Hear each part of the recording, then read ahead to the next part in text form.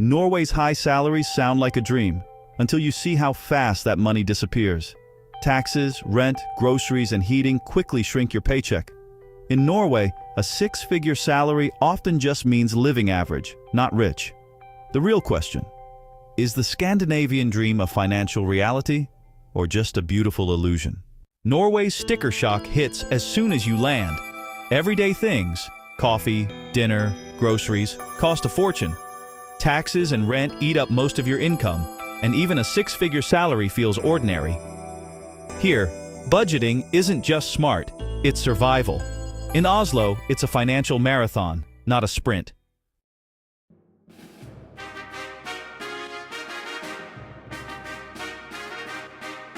It's easy to talk about high costs in a vacuum, but to truly grasp the financial reality, we need a benchmark, a point of comparison.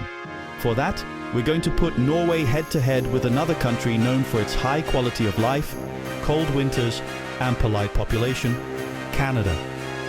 Many people considering a move to Norway might also have Canada on their list, and on the surface, they seem comparable. Both are developed nations with strong social safety nets and stunning natural landscapes. But when it comes to the cost of living and what your money can actually buy you, they are worlds apart. This comparison will be a recurring theme throughout our breakdown. Let's set the stage. Imagine you have two identical job offers, one in Oslo and one in Toronto, both for $100,000. In Toronto, a city with its own significant cost of living challenges, that salary would still provide a very comfortable lifestyle. After taxes, you would likely have more take-home pay than in Oslo. Your rent for a comparable apartment would generally be lower. Your weekly grocery bill would be noticeably smaller, and eating out wouldn't feel like a major financial decision every single time. The purchasing power of your dollar, or in this case your loonie, simply stretches further. The key difference lies in the baseline cost of everything. While Canada has inflation and affordability issues, especially in cities like Vancouver and Toronto, Norway operates on an entirely different level of expense. The cost of labor, goods, and services is systematically higher across the board. This is why a direct salary comparison is so misleading. Earning $100,000 in Norway is not the same as earning $100,000 in Canada. The Norwegian salary might look better on paper, but after accounting for taxes and the sky-high cost of living, your disposable income, the money you actually have left for savings, hobbies, and fun, could be surprisingly similar, or even less. So as we dive deeper into the full 2026 cost breakdown, keep this comparison in mind. We will explore each category, from housing and utilities to transportation and leisure, and continually ask the question, how does this stack up against Canada? This isn't about declaring one country better than the other. It's about providing you with the clarity and context you need to make an informed decision. Is the Norwegian quality of life worth the premium price tag? By the end of this analysis, you'll have a much clearer picture of whether a move to the land and midnight sun makes financial sense for you. Your first Norwegian payday is a shock. That impressive six-figure salary? The number in your bank account is much smaller thanks to taxes. The gap between gross and net pay isn't a dip, it's a chasm. About a third of your salary is gone before you see it. So, forget the headline number. Your real budget is what's left after taxes, around $65,000 to $70,000.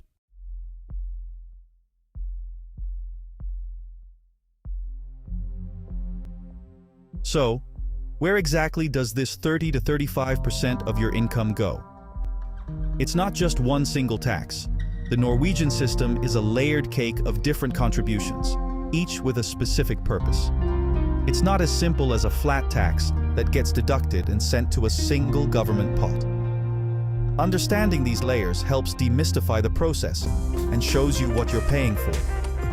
The three main components that make up your total tax bill are the national insurance contributions, or the municipal tax, known as and the national income tax, or Together, they form the backbone of Norway's high-tax, high-service society. First, let's look at the national income tax, or A, which translates to step tax.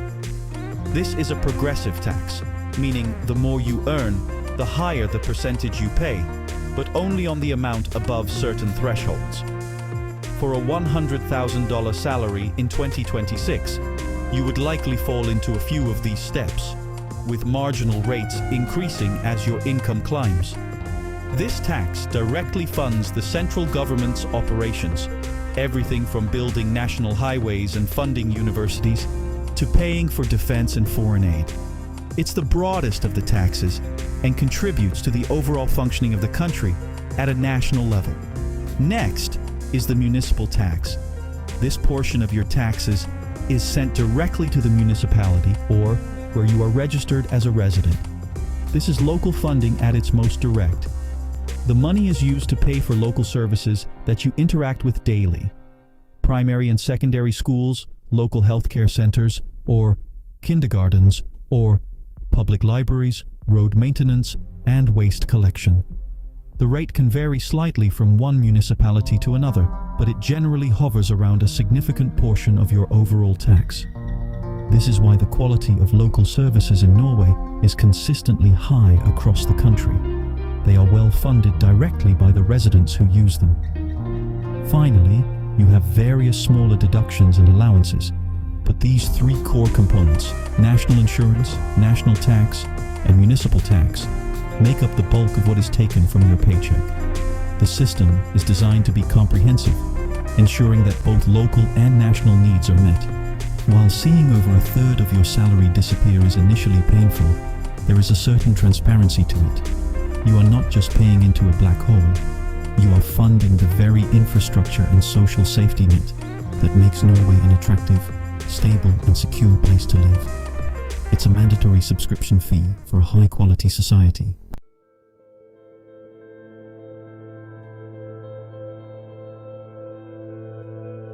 Of the different taxes you pay, the most significant chunk for most wage earners is the E, or the national insurance contribution. For an employee, this is a flat rate tax levied on your gross income from the very first krone you earn. As of the latest figures, this rate is around 7.9%. On a $100,000 salary, that's a solid $7,900 per year going directly to this fund. Many newcomers see this as just another tax, another deduction reducing their take-home pay. However, it's more accurate to view the as a mandatory insurance premium for the most comprehensive coverage plan you can imagine. This contribution is your ticket to the Norwegian welfare state. It's what funds the national insurance scheme, or which provides an astonishingly wide array of benefits. This includes access to Norway's public healthcare system, largely free at the point of use after a small annual deductible. It covers sick leave, paying you 100% of your salary from day one if you are too ill to work. It funds unemployment benefits if you lose your job. Most famously, it pays for some of the world's most generous parental leave policies, allowing parents to take almost a full year off with pay after having a child. Furthermore, your contributions are directly linked to your future pension. A portion of what you pay is allocated to your personal pension account within the state system. The more you earn and contribute over your working life in Norway, the higher your state pension will be when you retire. This provides a foundational level of financial security in your old age.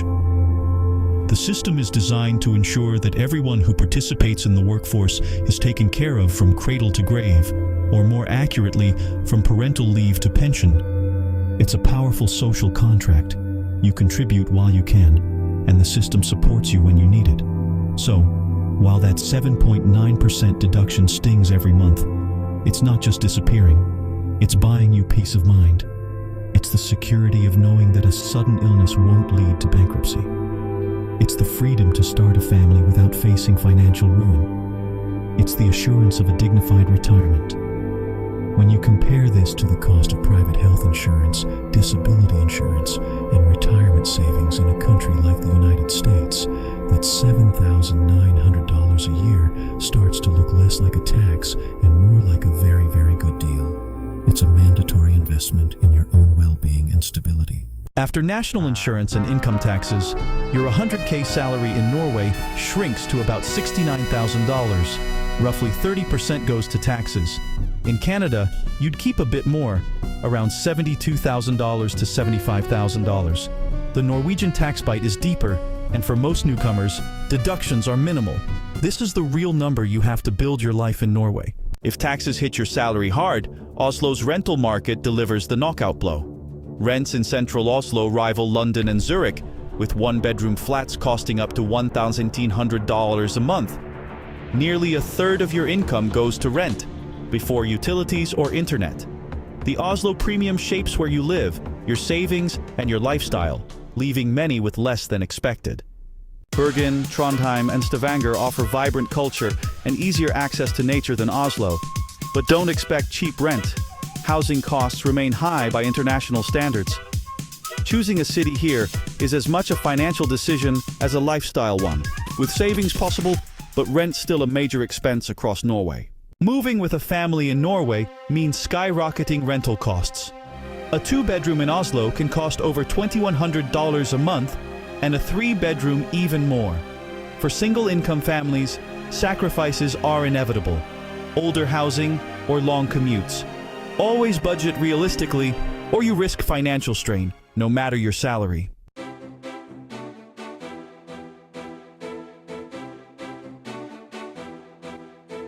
Let's compare Norwegian rent to Canada's. In Oslo, a one-bedroom can cost up to $1,900, while in Toronto, it's often $2,300 USD or less. In cities like Montreal or Calgary, rent drops even further.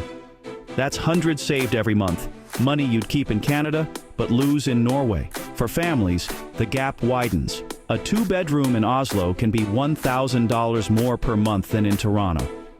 High Norwegian salaries are quickly eaten up by rent, leaving you with less disposable income than you'd expect. So despite a six-figure salary, your lifestyle may feel surprisingly limited in Norway.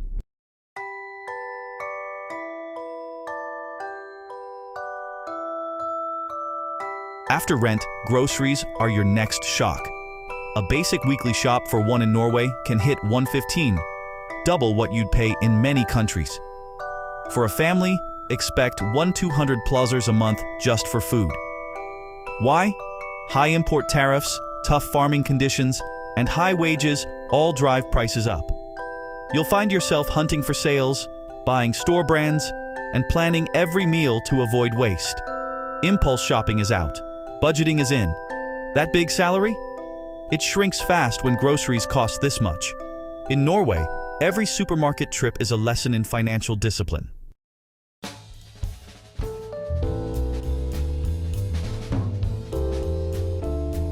Eating out in Norway is a luxury, not a habit. A simple lunch can cost $25, and dinner for two easily tops $100. Most people bring packed lunches to work and save restaurants for special occasions. High labor and alcohol costs make dining out rare for families, even on a $100,000 salary. Social life shifts home. Your kitchen becomes your main restaurant. For expats, this is a major lifestyle change. Eating out is no longer routine.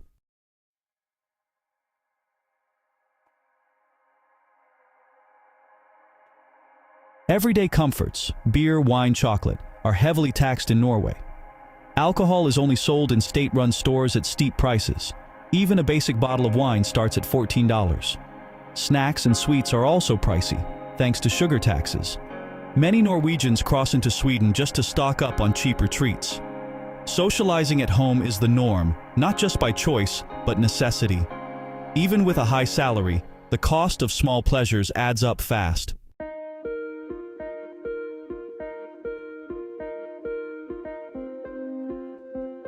Let's compare a basic grocery list in Toronto and Oslo: bread, milk, eggs, chicken, cheese, veggies. In Canada, this might cost $60. In Norway, over $120. Your grocery bill literally doubles for the same items. High wages in Norway don't mean more buying power, just higher prices. Before you get excited about a big salary, remember, in Norway, it buys you a lot less than you think. In Norway, winter isn't just cold, it's expensive. Electric heating is essential, and as temperatures drop, your electricity bill can outgrow your rent. It's not uncommon for bills to reach thousands of kroner, making even a high salary feel small. You'll bundle up indoors, obsess over electricity prices, and watch your budget disappear, just to stay warm. Electricity may be the biggest utility cost in Norway, but water, internet, and mobile phone bills quickly add up too. In winter, your total monthly utility bill can easily reach 4,000 kroner, about 6% of your income, before food or transport.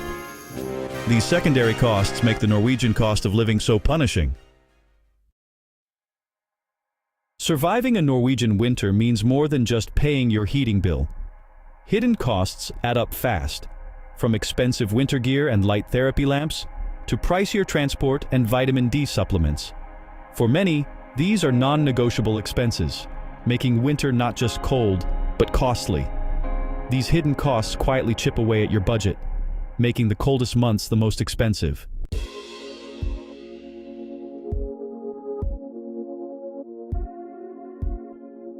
So, how does the cost of staying warm in Norway compare to our benchmark, Canada? Canada is, of course, no stranger to cold winters. Cities like Winnipeg, Montreal, and Ottawa face temperatures that are just as cold, if not colder, than Oslo. However, the way homes are heated and the cost of that energy are fundamentally different. This comparison reveals yet another area where the cost of living in Norway puts a heavier strain on your wallet, even when facing similar weather conditions.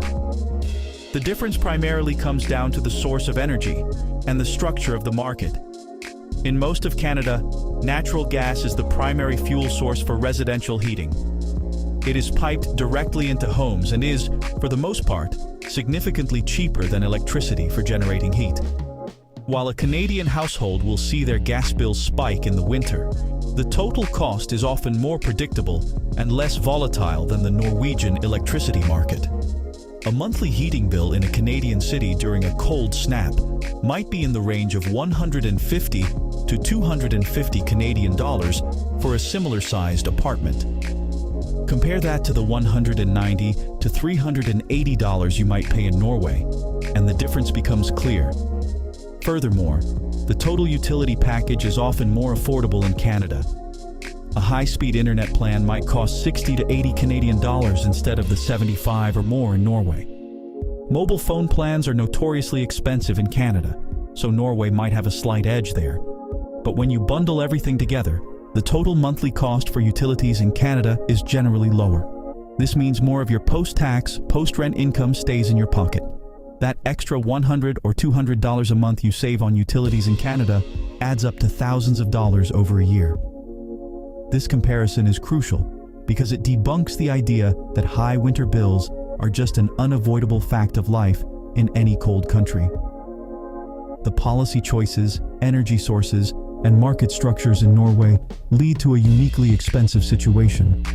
While Canadians also bundle up and dread their winter bills, the financial impact is less severe.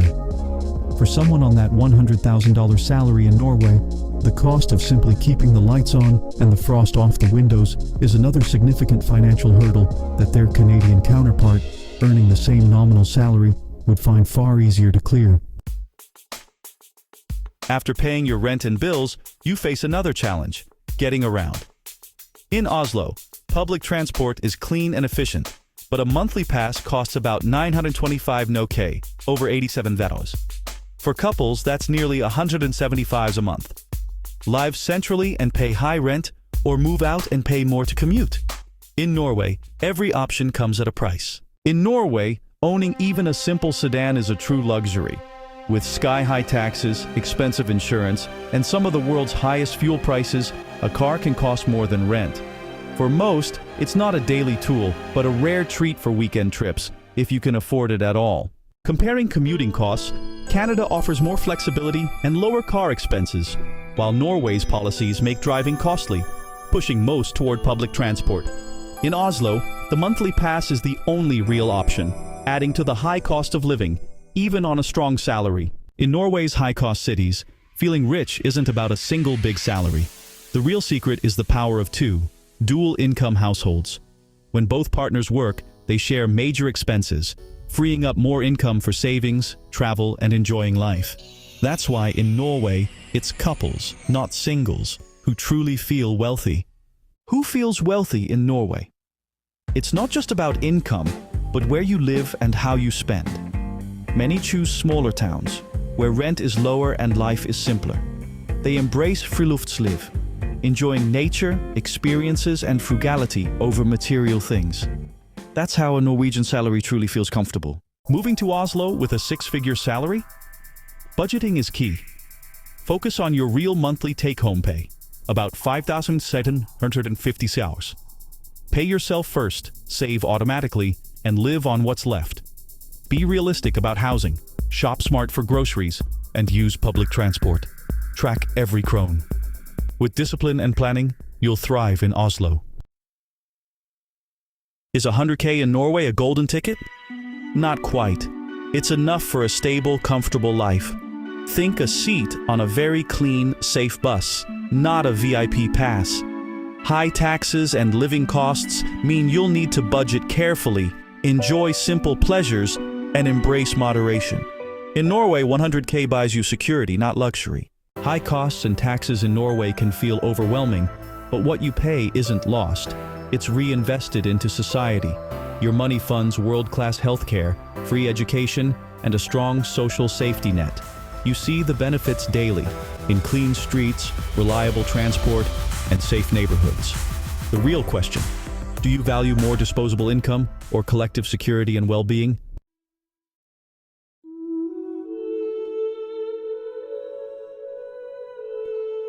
If you have stayed with us this long, you are likely seriously contemplating a move to Norway. You have absorbed the hard numbers, the sticker shocks, and the stark realities of the cost of living. You understand that your $100,000 salary will make you feel more average than affluent. So, what is the final advice? It is this: do not move to Norway solely for the money. If a high disposable income and a luxurious lifestyle are your primary goals, you will almost certainly be disappointed. The financial rewards, on their own, do not justify the high costs and the lifestyle adjustments you will have to make.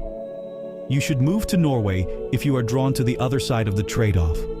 Move here if you value work-life balance, with a standard 37.5-hour work week and ample vacation time. Move here if you crave proximity to nature and an outdoor-centric lifestyle. Move here if you believe in a society with a strong social safety net, where the gap between the rich and poor is smaller, and there is a deep commitment to collective well-being. Move here if you want your children to grow up in a safe, egalitarian environment, with access to free, high-quality education. These are the true profits of living in Norway. Before you make any decision, do your own homework. Use the numbers in this breakdown as a starting point, but research the specific costs for the city you plan to live in. Create a detailed, realistic budget based on your expected net income. Talk to other expatriates who have made the move and listen to their experiences. The more informed you are about the financial reality before you arrive, the smoother your transition will be. Do not let the allure of a six-figure salary blind you to the expenses that come with it. A well-prepared newcomer thrives. A naive one struggles. Ultimately, the choice is yours. Norway offers a unique and compelling proposition. A life that may not be rich in material excess, but is incredibly rich in other, perhaps more meaningful ways. Security, equality, time, and nature. If those are the currencies you value most, then despite the high cost of living, you may find that moving to Norway is the most profitable investment you will ever make. Just be prepared for your grocery bill to make your eyes water. And for more real-life breakdowns of Norwegian costs, be sure to follow along, as our next exploration into the rental market will reveal even more shocking truths.